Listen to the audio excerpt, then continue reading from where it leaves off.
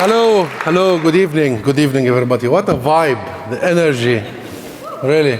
And Chris, how much can we thank you and the Amos Trust for such a memorable evening, really, of such distinguished audience and guests. And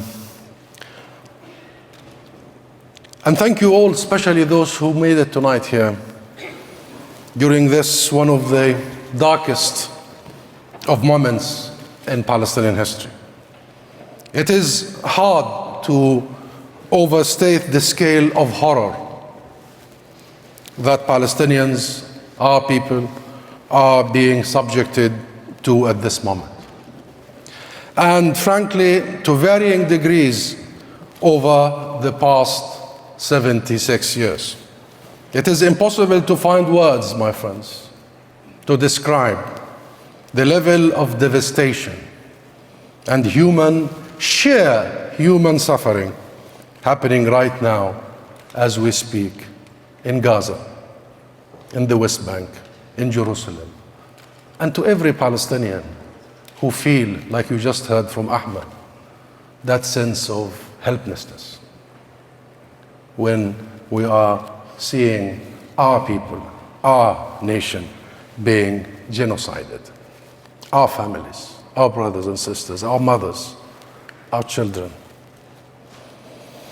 And let us not forget that the West Bank and Jerusalem were settler living illegally, colonial settler on occupied territory, are running rampant, taking lives, depopulating whole villages, forcibly displacing people from their own homes and spreading terror as we speak. It is easy to be overwhelmed with despair, with sadness, and with anger in this situation. How it is allowed to continue? How is that the UK and a handful of other so-called civilized nations continue to provide legal, political, and material support for a genocide?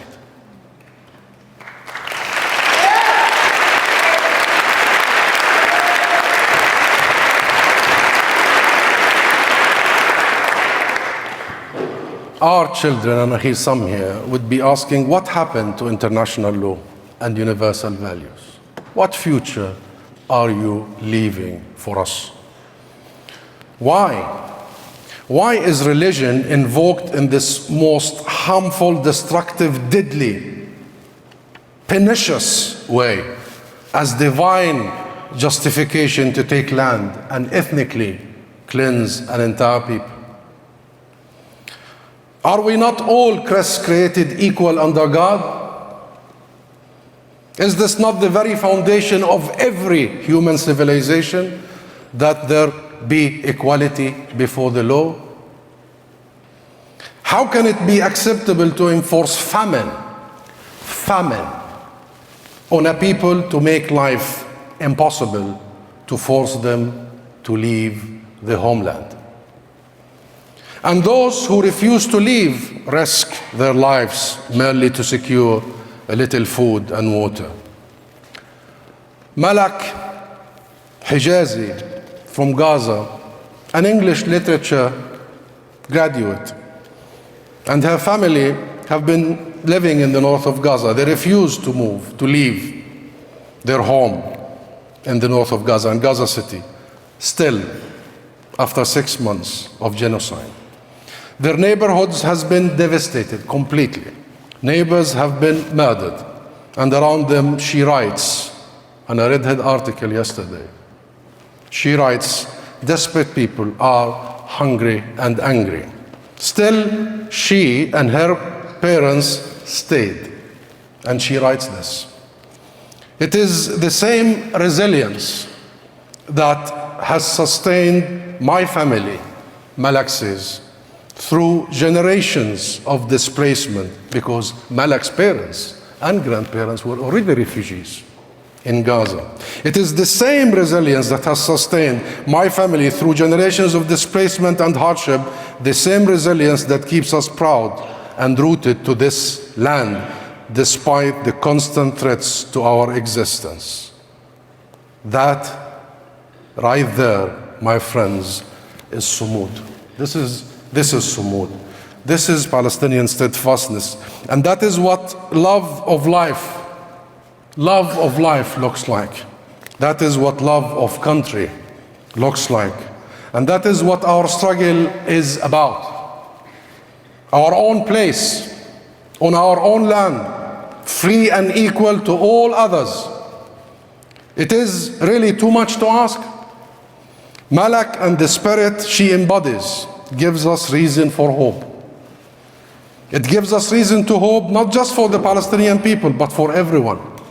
Because her Sumud, her resilience, her steadfastness embodies the human spirit, your spirit. The spirit is fundamentally a good and hopeful one, our spirit. Every one of us is born with this spirit. And it is the spirit that you attending here tonight also embody. Because steadfast as we are, we draw strength from the incredible outpouring of solidarity we have seen over the past 6 months and over the past so many years, from people all over the world, from all walks of life, all colors, all religions, all ethnic backgrounds. I took part in these historic demos in London and all over the UK. In the unity, the diversity, the intensity is really inspiring. You, my friends, and the millions upon millions like you worldwide are a light amid our darkness. And with you, we will overcome. We will return and rebuild Gaza. We will secure our liberation.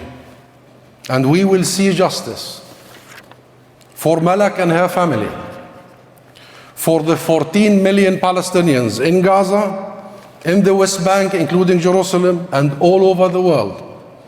We have suffered so much, my friends, for so long. And together, we will do more. Because what we are seeing is not just a global movement for Palestine, but a global movement for justice, for humanity, and for a better world, more equal world for everyone. Thank you.